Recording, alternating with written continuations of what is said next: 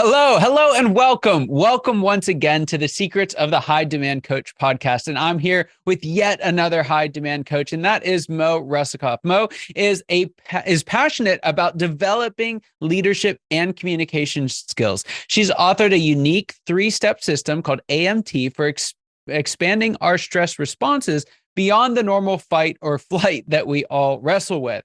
She's a conscious living, conscious loving, big leap certified coach, and one of the 4 people designated as 5 Chairs, 5 Choices ambassadors in the US, both her and her husband. In group or forum settings, I love this about you, Mo, is that she loves to use improv games and techniques that really allow her and her clients to experience the truth that Plato gave us so long ago, that is, you can discover more about a person in an hour of play than a year of conversation. Remarkable. So right out of the gate, there's so many things that we can run with there. But Mo, before we get to all of that, I'd love to just hear your story. What were you doing before you got into coaching, and how'd that ultimately lead you to make the leap? I had done a great deal of public performance. I had my own bands, and about 25 years. I was a legend in my own mind. Worked with rock and roll bands, and then made a pivotal decision. Gosh, it's been so long. It's coming up on 40 years to join a 12-step program. Wow. And as a result of that, I ended up when I was in all the rock and roll bands, it was, big truck of equipment and all the managing all the dudes in the band. And what an incredible, actually looking back, opportunity to hone my people management skills and my entrepreneurial skills. Yes. Because I was the one who booked the band, made sure we had the equipment, organized everything. And then the people that are attracted to live music, like, I'm going to get involved in self-expression. And the club owner isn't paying you for your self-expression. Yes. The club owner is paying you to keep people circulating on and off the dance floor. And there's a formula that goes with that. Wow. So I'm forever navigating these egos all around me, which, again, very interesting. I reverse psychology. I had one person who probably today would be identified as opposition deficit disorder or something. But no matter what I asked him to do, he would do the other thing.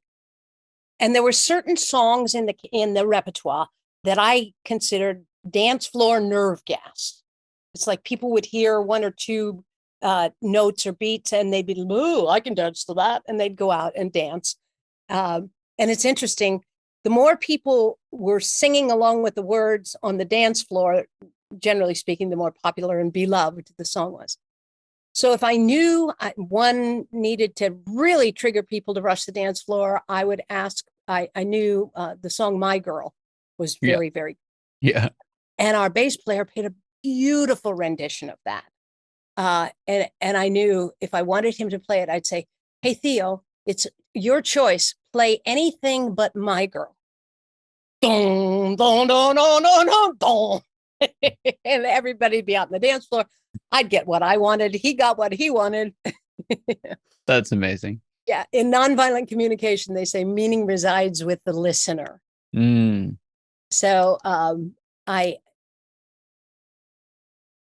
I applied just everything I learned in the many, many years. Now, I did not like the idea of being a completely starving artist, so I always had hospitality gigs, and I would work the days nobody else wanted to work, like Sunday, Monday, Tuesday, Wednesday. So there I was using all kinds of psychology to maximize my tips and being very entrepreneurial in that regard.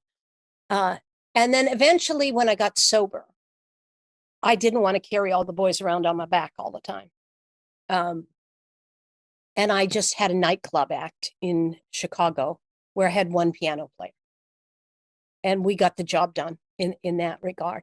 But while I was in Chicago, or actually I moved to Chicago to take improv training. And the reason I took improv training was I was a complete and utter failure as a stand-up comedian. Having come out of music, where there's like a real formula for a pop song, what they tried to teach me, I did. I went to comedy college, in Detroit. And they tried to teach me how to do the comedic formula. And the comedic formula is lead line, punchline, lead line, punchline, lead line, punchline, build, build, build. And then you do something later in your sketch or your set where you do a callback so that people, and what all you're really doing is you're just creating this little formula for people to follow along with your ideas. Yeah. And comedy is incredibly tricky. If you do 3 jokes in a row and all 3 of them bomb, you've got to work like crazy to get the audience back on your side. Mm. So because of my years in music, I had great presence and people were sort of leaning in and expecting things of me, but I was like really intellectual and esoteric and doing these strange, wild, off the wall comedic things. I've since decided I'm a humorist, not a comedian. And my comedy coach, college professor said, go to Chicago. You want to develop ideas. Sketch work is great for that. Go for improv. I get there. I find out that improvisation was actually historically, it goes back to Neva Boyd in Franklin Delano Roosevelt's public works project. He funded that.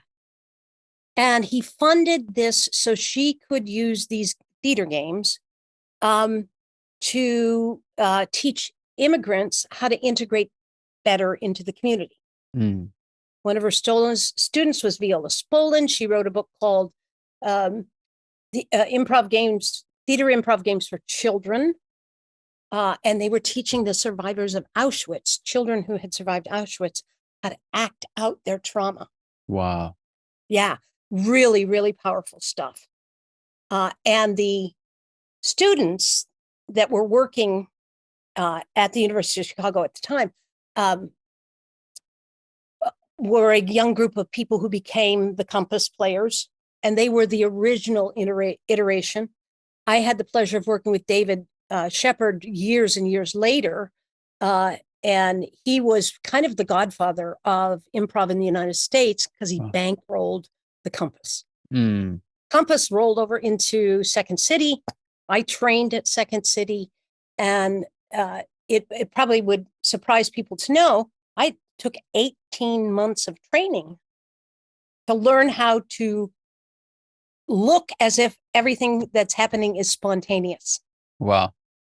And I just fell in love with the games for the experiential learning that you get about yourself.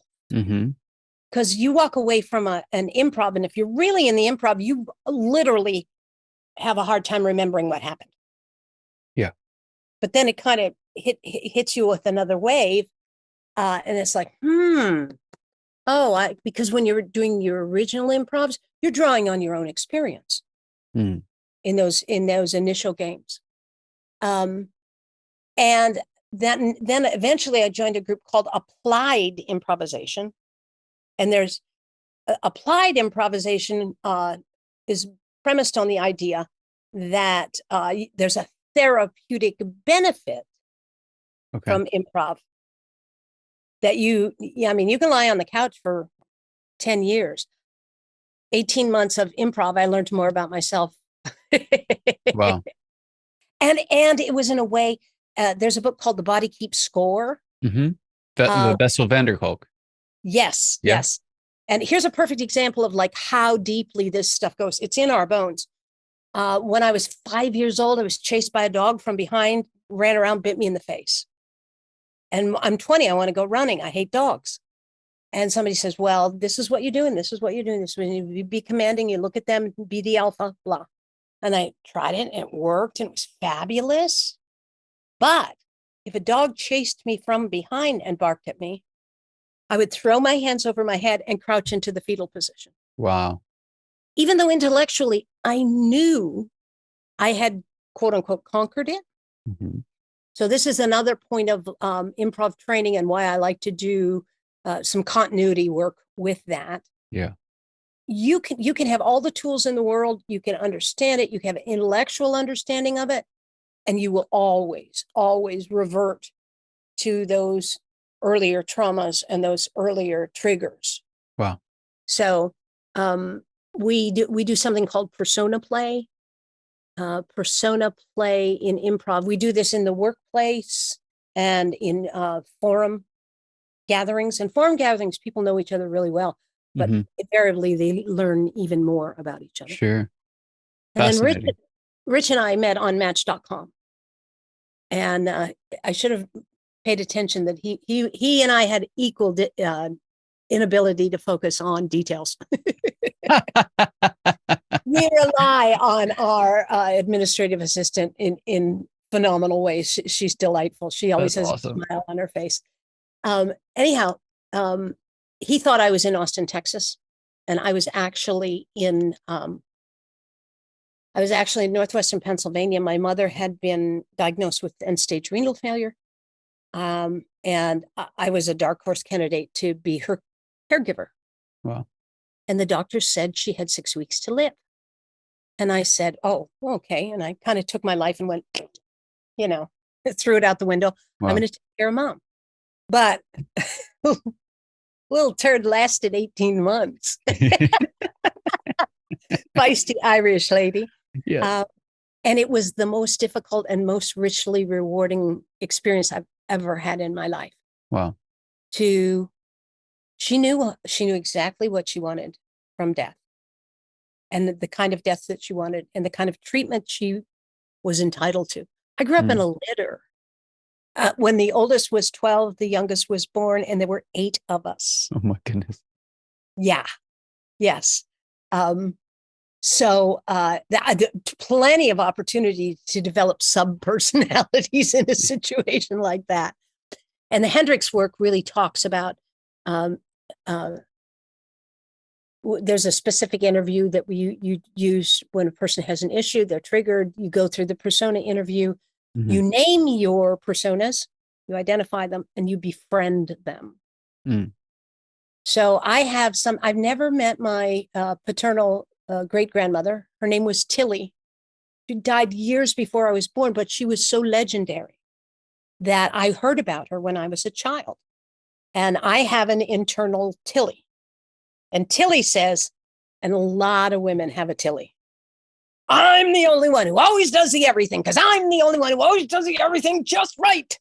Move out of the way. You don't know how to load the dishwashing machine. And in fact, loading the dishwashing machine is probably some value your mother tried to drum into you. Oh, we do it this way. Oh, we do it that way. And the grand scheme of things, not the most important thing in the world. And then from my father's side of the family, incredible Catholic indoctrination, heavy duty Judge Judy. And then my mother's side of the family, her mother was widowed at the peak of the Depression with a brand new mortgage and 6 children to raise. So she's little orphan Annie. Wow.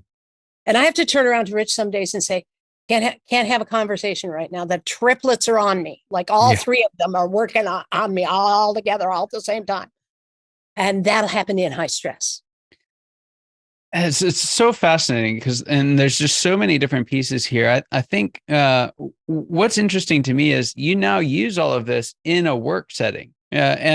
And so many of us want to kind of divorce those two things, right? It's like, well, that's my personal stuff. This is my work stuff. Or that happened to me a kid. That has nothing to do with my job in this company right now. And so how is it that you help folks to kind of bring those worlds back together? Well, if you have nothing but robots working for you, you can be exclusively linear and don't have to worry about human beings. If, however, your company employs human being persons, emotions, triggers, communication, all those things, and refining that. And I have one slide I can't share with you right now, but it compares and contrasts ways of being, sort of rules for success. One I call Genghis, after Genghis Khan, and one I call Gandhi. So, and particularly men, and I have nothing but empathy and really deep, deep concern because the male role is so challenged today. I read a report called before the internet broke my brain. It was like this book this thick called The Height Report on Male Sexuality. was a misnomer. It was really kind of like the height report of men self-reporting what it meant to be a man, what it felt like. And one of the things that was exposed, this is delicate, trigger warning, men felt that the only time they could be fully vulnerable was during and right after the act of sex. So I'm thinking, why the hell wouldn't you want to have sex all the time? Right. If that's the only time you can access, your half of your humanity. And I think the modern woman has a lot of difficulty in recognizing if I'm in a room full of 1,000 men and I say, has anyone here ever felt like they had to prove their masculinity? Every hand in the room would go up. If I'm 1,000 women, I'd say, is anybody here ever felt they had to prove their womanhood? They'd just like look at you like, what are you even talking about? Wow. What is that? So they're and children are not gender typed when they're 2 months old. They are by the time they're 5 months old. So a little girl is taught, I'm in distress. People are going to come to my rescue. People are going to come give me aid and comfort. A little boy is taught, tough it out, figure it out, And so here are men in this new world. If they're having even healthy lust, well, oh my God, what am I supposed to do about that? And I see, how do I make a little distinction there between healthy lust and objectification? If a beautiful woman walks in the room, the God's truth is everybody responds to a beautiful woman, period. I was in an elevator in Chicago with a 6 foot tall, blonde, 38, 22, 36 woman with legs up to my shoulders. I mean, just drop dead gorgeous. And I'm trying to make everybody else in the elevator more comfortable. And I look up at her and I say, I always wanted to be tall, but I had to settle for being deep. And she looked down at me and said, I'm both. Like, okay. So that sort of real incredible power that women have, I don't know that they recognize it. I think they utilize it, but that is also a Genghis trait. And Genghis is when you're struggling for power. And power is a zero-sum game. You give it away, somebody takes it from you, but there's and it only ever changes hands. Power only ever changes hands. It requires that you can't. There's no transparency, the secrecy, and it's based in hierarchy. And hierarchy is based in the idea that one person's blood is blue and everybody else doesn't matter. This goes back to Greco-Roman times. This stuff is deep in our bones. Yeah. And the other side of it, the Gandhi, what distinguishes those behaviors and actions from the Genghis side? The Gandhi side says we are all responsible to ourselves to act in strength. One of the dirty little secrets about power is people love to give their power away. People don't. Making conscious choices, conscious decisions requires effort. If you're falling in behind your favorite demagogue or your favorite religious person or whatever, there's all kinds of things you don't have to think about because all the answers are there and they're supplied. Yeah. On the Gandhi side, you can have transparency, you can collaborate, you can co-create. And it's a much more creative resource. When you're in the Genghis side, it's my way or the highway. Right. We're getting this done because I said so. And any sentient being, especially like if like your leadership team, these are high value people, and you go my way or the highway, people like that, you're going to lose your team. Yeah. And in America, unfortunately, there's kind of like compete, control, consume. these all these talk show hosts with their voices, and I believe the fulcrum on which we make that turn is to recognize the reality that, effective as of birth control, women have sovereignty and agency that they haven't had in the history of the species. So I feel like we threw the bathwater out with the baby. I feel like all the rules changed, but there are not new rules. So my graduating from Genghis to Gandhi is my paltry attempt to offer a set of rules that can work for all of us. That's remarkable. What would you say then, kind of in light of all of that and this, this path that you've been on and taken others on as well, what would you say is the biggest secret that you wish wasn't a secret at all? What do you wish everyone listening today knew? Play, play, play, play, play, play, play. When my son was 6 years old, and his name is Freddie, at the time we're calling Freddie, his name's Frederick. He had a little boyfriend over to play whose name was Aaron. And Aaron kept calling him George. And I walked in the room and I said, how come he's calling you George? Why isn't he calling you Freddie? He goes, oh, he likes to call me George. And I'm okay, Mom. I kind of like being George today. If we were that open and that present and that in the moment and that unstuck from, I'm the boss, blah, blah, blah. Our life and the life of the people around us would be, really glorious. I'll give you a great example of using improv to twist an interpersonal, our marital relationship drama that was taking place. My husband is incredibly mild-mannered. He's just mild-mannered. He never sits in the head of the chair. He's like unassuming. He operates from wisdom, not power. That's another part of Gandhi, is operating from wisdom, not power. But we'd get in an automobile and Jesus, he was the raging bull, He's telling all the drivers what to do. And I'm over here getting all triggered, my nervous system is like, God, he's going to get us killed. And so finally one day we're riding down and he's doing this, acting out on this road rage. And I said, he's got the app.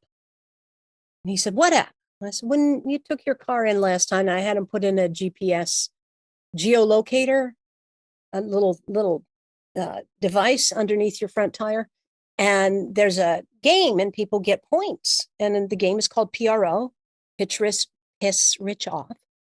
And they get the app and they do things purposely to annoy you in traffic. And it was so, it was hilarious. It was fun. And then somebody would do something silly in traffic and he'd go, has he got the app? I said, yeah. And, I'm putting money away from retirement. This is a very popular game. We'd have some brand extensions for people who ride bicycles. And we found out there were buses in Mexico that had purchased the app. That's fantastic. Again, rather than stay embroiled in the drama, which is I'm right, you're wrong kind of way of doing things, invite yourself into just playing some games around it. Yeah. Invite yourself into your own creativity. It's glorious. It's liberating. And the more you invite yourself into your own creativity, the more creativity you have to access. Yeah. Yeah. And I'd love to actually hit that because again, I know this is what you do, not just, for friends or, people that and love in your life, but this is what you do for folks in the business world as well, and teams that are trying to come together and perform together. So how can folks, they're resonating with so much of your story that they feel how much they're missing it in the work environment? How can they find more out about you and the work that you do? I have a program called Rekindle, Living Without Fear, Loving Without Limits. And we do a deep dive on all these points. We do some persona play. We're going up to Montreal and we're going to be using a lot of these techniques. I love that when Rich and I work together, he's got so much experience. He didn't mention it yesterday, but he's coached 8 Ernst & Young Entrepreneur of the Year award winners. Wow. And a person on his roster who I'm not allowed to say was just made the Inc. 5000 this year. And these are people that Rich has coached with for 20 years.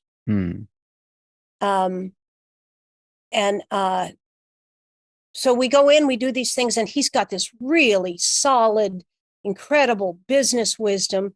And don't get me wrong, he really is very, very keenly attuned, a lot of intuition on his part too, on the emotional and personal side, because he does whole person coaching. He it's not like, one of the people we're talking with is just going through an incredibly painful divorce. Wow. He's not even on our roster currently. Rich has spent hours with him, via a video call for the last 5 or 6 weeks, just giving him support. Yeah. So play, and don't ever think you know what's going on with anybody else. Oh, yeah. And then the last really important aha recognition that we learned in the Hendricks is a concept called drift and shift. You make an agreement with another person, they're going to blow it. They're not going to pay complete attention. They're not completely focused. Yeah. And they're, you think you have an agreement. And then 2 weeks later, things go real well for a week or two. And then 2 weeks, they're like, the agreement's gone. Well, they had this concept called drift and shift, and they use the metaphor of an airplane. The airplane departs Cabo San Lucas. We're off to Chicago. We put the coordinates in, and we're bound for Chicago. But if the pilot never readjusts the coordinates for the reality that once you're up in the air, you are drifting. You're in the real world. You're in the air currents, and you have to reset the coordinates to recommit, and a graceful way. And Rich and I have learned a lot of these little graceful ways to communicate with other people, so you can be in this nonviolent communication space. Is to say, hey, I'd like you to recall you to our agreement. This, and this. I think we might have drifted. Do we need to change the agreement? Can we shift back to the original agreement? What have you discovered? How would it work better for you to keep the spirit of this agreement? Yeah. Those kind of conversation, instead of, the drama of, I told you to do that and you didn't do that and you never do that. And I can't get you to do that. And like all these victim status stories that because when we were growing up, we grew up in the Genghis frame, and that shit is great if you're conducting a war. Yeah. It's all the rules of war to win. If you're with human beings on the personal side, you absolutely must have those Gandhi-based tools, because human beings, dignity, agency, respect. You cannot get another human being's cooperation without recognizing one way or the other their need for dignity, agency, and respect. Yeah. Wow, Maureen, just a remarkable set of advice. Again, we could just have this conversation for hours. There's so much to unpack here, but I just want to thank you for being on the show, for challenging so many of the preconceived notions that many of us have, and giving us a space to really come out and play with it, right? To not beat each other over the head with it, but really explore how to become better, how to move into the Gandhi space. I so appreciate you being on. And for everyone listening, your time and attention mean the world to us. I hope you got as much out of this remarkable conversation as I know I did, and I cannot wait to see you next time. Thank you very much. It was a brilliant interview, and it was an absolute honor to be on your show. Thanks again.